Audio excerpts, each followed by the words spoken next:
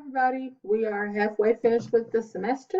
This is Module 7, and this video should be a little shorter than the other ones. Let's get started. Okay, so this is an illustration that I want you to consider. There is a line of animals. There's a bird, monkey, penguin, elephant, fish, seal, and a dog. And then the caption says, for a fair selection, everybody has to take the same exam. Please climb the tree. Okay, so I'm going to ask you to consider this illustration, and then you're going to write a quick paragraph, just your quick thoughts of the illustration on the discussion board. Okay, so the objectives for this lesson are to have a better understanding of the No Child Left Behind Act and the Every Student Succeeds Act, to consider ideas around equitability of assessment for English language learners. We're going to learn 3 different types of test bias and ways to avoid them. And then we're going to explore WIDA, which is an organization that oversees a research, test, descriptor standards for English language learners. So we're going to explore WIDA, and then we're going to talk about their can-do descriptors, their performance definitions, and also the access test that they publish. So the No Child Left Behind Act was signed in 2001 by George W. Bush, and the major goals of the act for ELLs is in Title III.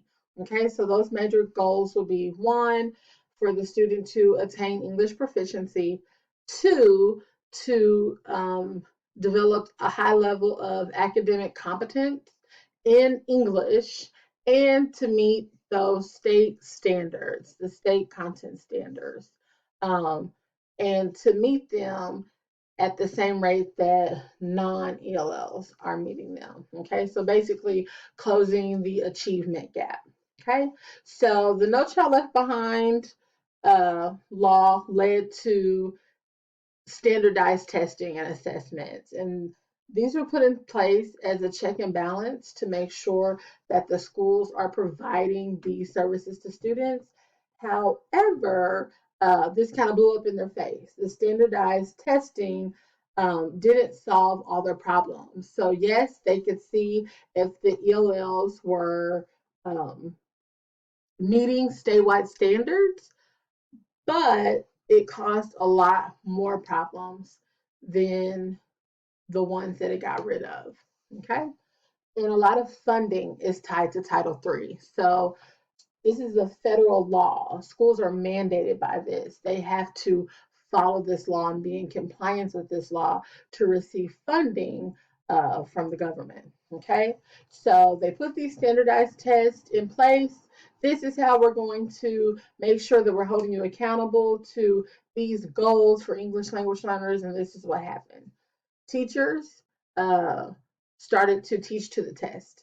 So they started to teach exactly what they knew were going to be on the test. But we know that language learners have kind of a double role. They have to learn the content area information. They also have to learn the language that's going to be on the test. Okay, and then students started to be seen as testing machines versus individuals with unique and rich experiences that they bring to the table. Instead of seeing all of those great qualities about an English language learner, they started to just be seen as testing machines. We need to give them the information so that they can pass the test. That's it. Students' growth wasn't taken into consideration. So they had to take a test. What's your score on the test? That's all they cared about. But they didn't consider how they've grown, where they came from, where they started, and where they are now. So even though students don't score proficiency or proficient on state assessments, that doesn't mean that they're not growing. They still are growing. And so standardized tests don't really measure the growth. Okay. And then the blame game starts. And I put this last. The blame starts to get pointed. I guess the federal government points the finger at the state. The state points the fingers at the districts. The districts point the fingers at the administrators. The administrators point fingers at the students, at the teachers, I'm sorry, and teachers point fingers at the students. So the blame game starts, it's a cycle, and it burns out a lot of teachers. A lot of districts have started to tie the students' testing scores into teacher evaluations, which isn't fair. A teacher can only do so much. Um, and so it's just a terrible, ugly game that starts. And so there's a response to the No Child Left Behind Act and standardized testing.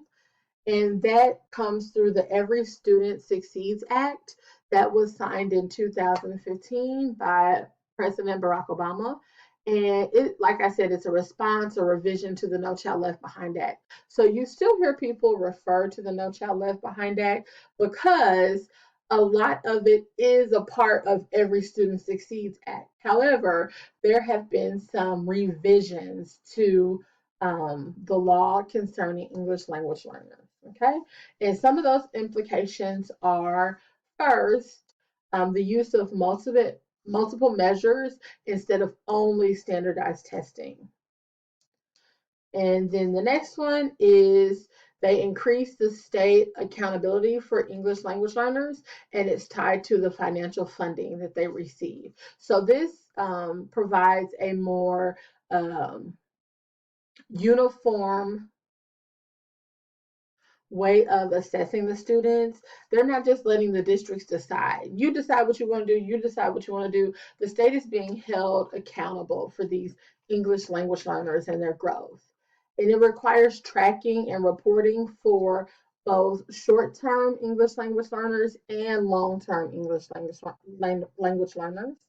And it requires tracking and reporting for English language learners with special needs.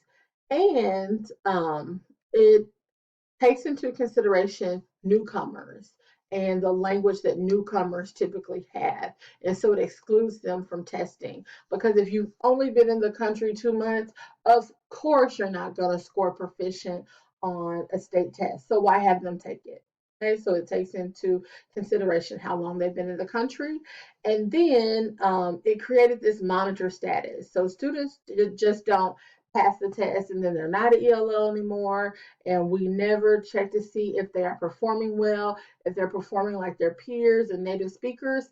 Students now go into monitor status for 4 years after they exit an ESL program. Okay, so according to the federal law, it is mandatory that English language learners are assessed in 2 ways. Okay, the first one is standards-based assessment. In the state of Missouri, we take the MAP test. That is through grades 3 through 8.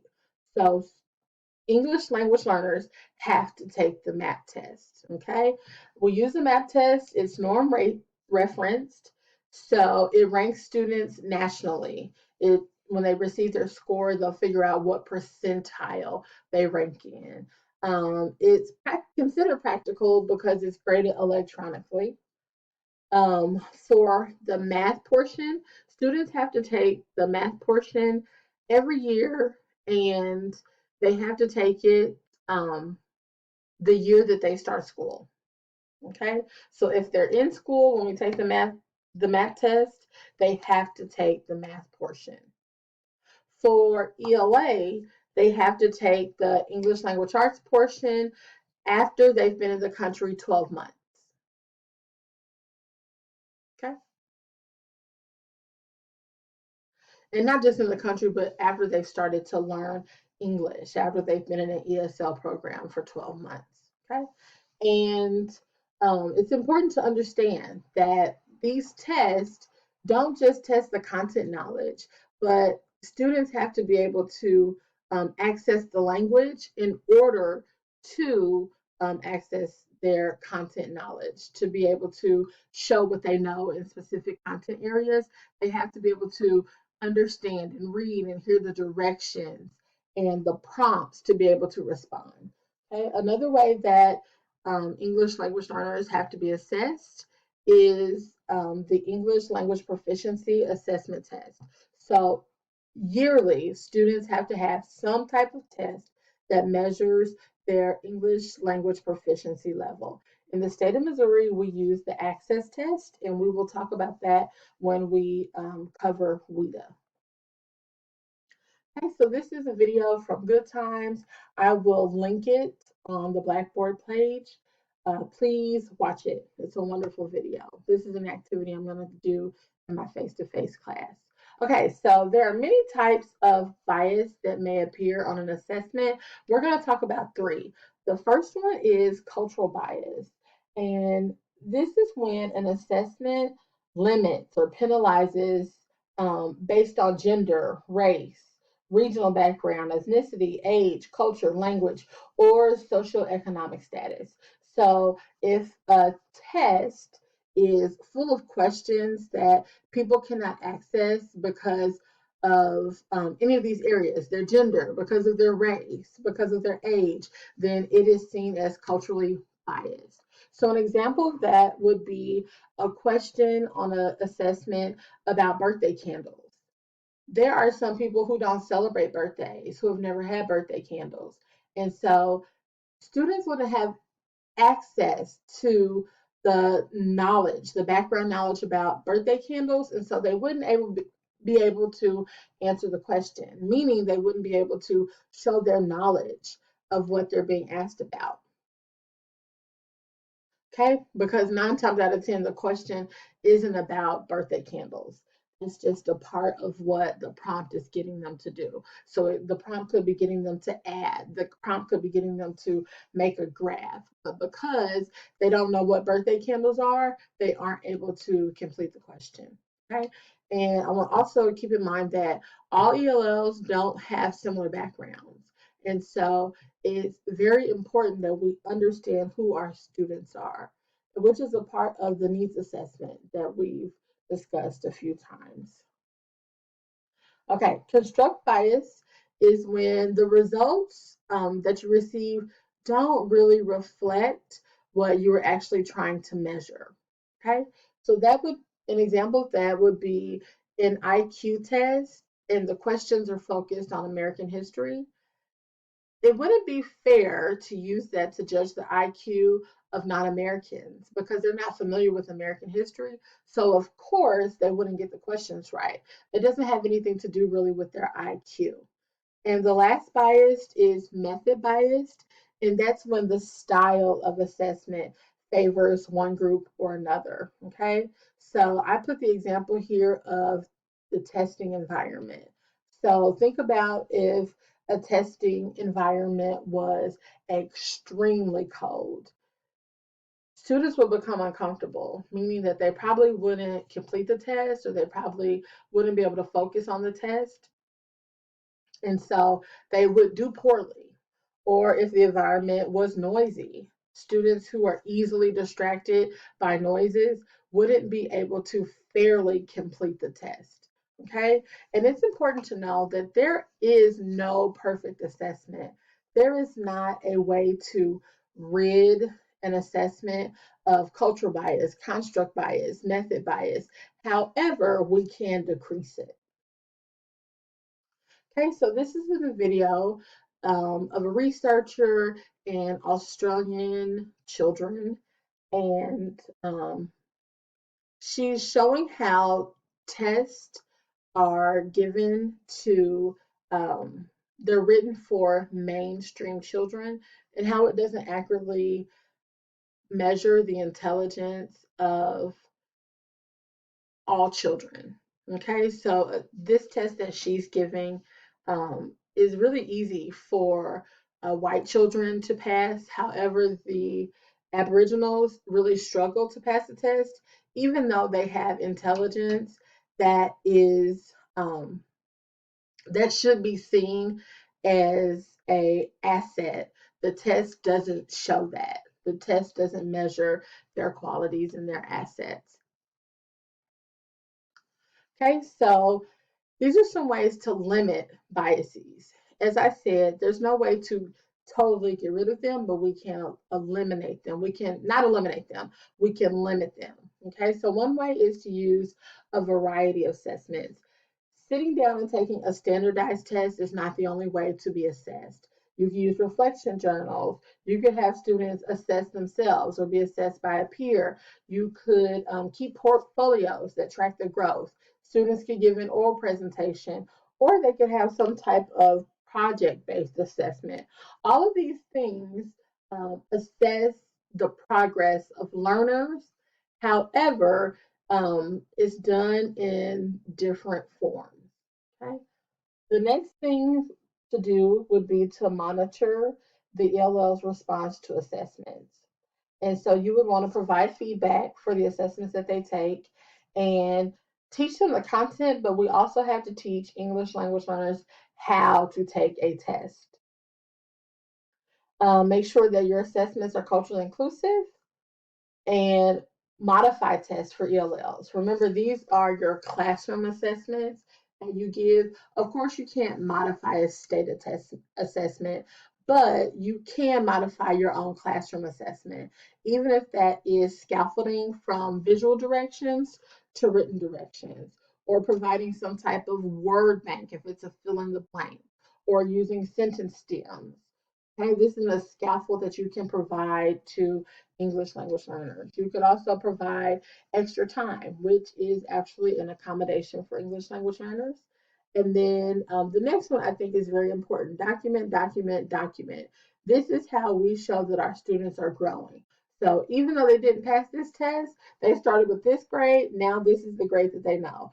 They started only knowing this, and now this is what they know. This is how we can track their progress because these learners are growing. um, a lot of times the state assessments don't show that though. And then sometimes they're not growing at the rate that they should. And that's where we have to um, consider what it is that we can do differently. And the last one is to expose the students to different assessment types. So students need to see what a multiple choice question looks like, what matching looks like, short answer essay questions. The first times they the first time they see these different types of questions shouldn't be while they're actually taking the assessment. They should have exposure to them before. That goes back to one of the bullet points above. We have to teach them how to take the test. So we have to teach them when they do a multiple choice question, how to read the prompt and then how to read all of the answers. We have to teach them and expose them to so many different things that we might not think about if we're used to teaching native speakers who have been doing this since kindergarten and they've been exposed to different types of tests and questions. And so this is something that we have to intentionally do with English language learners. So what's our reality when it comes to English language learners and assessments?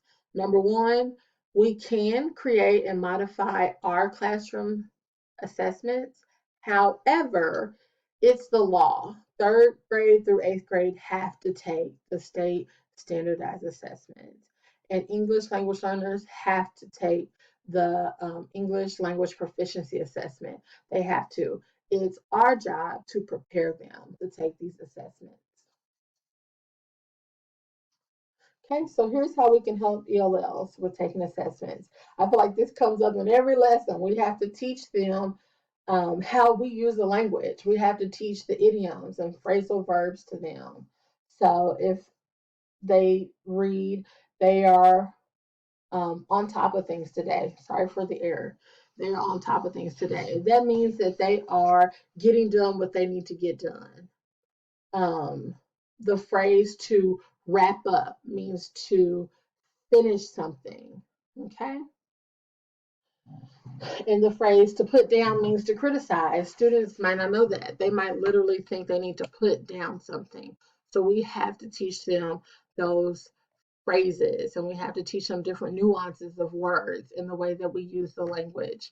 Also, when teaching, we need to make sure we limit the fused forms that we use with students, like saying I'm gonna, I wanna, because they're not gonna see gonna and wanna on assessments. So we need to use our language to even teach them, the language that we use when we're speaking to them. Also, we don't want to assume that English language learners understand text directions. We have to teach them how to read the text directions, how to annotate text directions, so fully, um, they have a full opportunity to get the question right. An example I thought of for this bullet point was transition words like first, next, last. Students have to understand what to do first and what to do next. Okay. And then we have to, like I said earlier on the slide, we have to expose them to different text question types and styles. And then we have to expose them to academic vocabulary. State tests are academic vocabulary. Think about the directions. The prompt may say to summarize, it may say to compare and contrast. The prompt might say to differentiate. The prompt might ask them to create something. So we have to teach them that academic language, because the academic language, if they don't know it, it becomes a barrier to performing on the assessment. Okay, so this is kind of like a timeline of English language learners when they enter school. Okay, so as soon as they're enrolled in school, they have to take a home language survey. This is mandated by the federal law. We have to know what language they speak at home. Okay, and this is given by all schools. It's typically 3 questions. I've seen the questions phrased different ways, but they are soliciting the same information. Okay, so we find out a student is an English language learner. They are exposed to, they speak or they understand a different language at home. What happens next is they have to take the WIDA Access Placement Test, that's known as the WAP test. And so basically we see what their skills are in English and understanding the language. In kindergarten, they only assess listening and speaking. In first grade through 12th grade, they assess all 4 domain areas. So listening, speaking, reading, and writing. Okay, so next they're on the road to being ELL. January and February, they have to take the access test. And the access test is where they get an official language proficiency score or level. Okay, and they receive these levels and they're measured annually. And basically, the hope is that students are making progress. So if students start off at the entering level, it is our hopes that in a year they're still not on the entering level. If they are, then there are some issues that we need to address. Okay. And so the end of the timeline is kind of when students have progressed through the proficiency levels and they're now ready to test out of the ELL program. And when they test out of the ELL program, they go into monitor status. So they don't just drop off the side of a cliff. We monitor them and we make sure that they are still progressing, that, they didn't test out by a fluke, even though I don't know how that could happen because the test is pretty rigorous, but I guess it could happen. So we monitor those students and make sure that they're still making progress. They're still testing proficient on state testing. They still understand content language, academic language. Okay, so the home language survey, like I said, is mandatory and it has to be presented to families in their home language. So we can't just copy a lot of these in English. Families have to receive this survey in their home language. There's 3 questions. What is the primary language spoken at your home, regardless of the language spoken by the student? Okay. Number 2, what language or languages are spoken by the child? And then number 3, what language or languages does the child understand? A lot of times, many parents are eager to say, oh, they speak English, they speak English. And yes, they can speak English. However, they have been introduced or been around other languages, and so their language skills in English might not be comparable to those of a native speaker who are um, who are only exposed to English. And so we need to offer services to those students that are exposed to other languages at home, if they understand other languages, if they speak other languages, and we need to know this information. I think the three of these questions work together to really get a full picture of what's going on in the home, because some parents will say, they only speak English. And then when you get to know the child, you're like, wait, there's something going on. And then come to find out, there's another language spoken in that home. And so they haven't received the same language input that native speakers have. And that puts them at a disadvantage if we don't offer them this service. And so that's how we find out if that's how we classify if a student is an English language learner and if they need to receive these services. Okay, so this is a copy of the language use survey that my school uses. And then this is just the top portion, the basic portion, and then it goes on to ask many more questions. I think the next box says if you answered um, yes or other to any of the questions above, fill out this part. So there's different tiers where it gets more specific, such as what other languages does the child speak? What other languages is the child exposed to? And so it goes in depth to get a full picture, a full understanding of that student and what language they speak and have been exposed to. It also asks some questions about earlier education, which would be excuse me, for students who are older. Um, and students who are coming to another school, we need to know what other education experiences they've had. Okay, so we're going to talk about WIDA.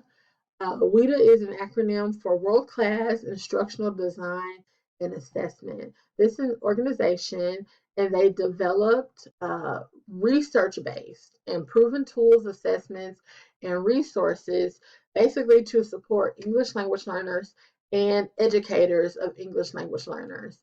And one of their big jobs is to keep states in compliance with federal law. So there are 40 states that are a part of WIDA. And WIDA helps us to stay in check with the federal law. They tell us what to do, we do it, we're in compliance, okay? WIDA publishes the WAP test that we discussed earlier, the access test.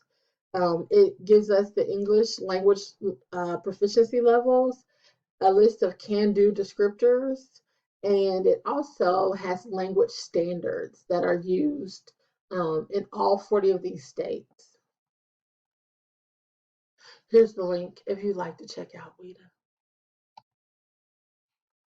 Okay, so I wanted to just touch on these because I think it's easy to lose sight of how important this job is and how important the role of an English language learner teacher, I'm sorry, an EL teacher is. And so I just wanted to touch on this. And the mission is to advance the academic language development for students who are culturally and linguistically diverse. So that's their mission. And one of the values that really touched me was the social justice value. And when students don't have equal access to language and thus I'm sorry, when students don't have equal access to language and they can't pass state assessments, it's a social justice issue because those students um, may not may not graduate from high school. They might not be able to get into college.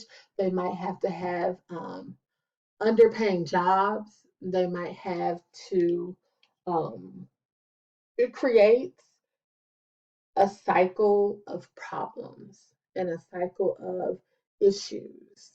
And so it's important that students have equal access to education, that all students have equal access to education. And so um, this is a very important job, and making sure that English language learners are growing and that achievement gap is closing is very important. So it's something to take serious. Okay, so there are 4 language domains. That is listening, speaking, reading, and writing. And these are the proficiency levels. So the beginning levels would be in the turquoise, would be entering, emerging, developing, and then as students grow, uh, they would come to the intermediate level. So that would be emerging, developing, expanding, and then eventually they would expand to the advanced level. And once they pass the reaching level, that is when they would test out of the ESL program. Okay, so these are some descriptions of each proficiency level. And it just kind of gives you an overview or a summary of what a student at this level looks like and sounds like, what their abilities are. Okay. And I'll let you read through those. And I'm also going to attach the document that this came from. Okay.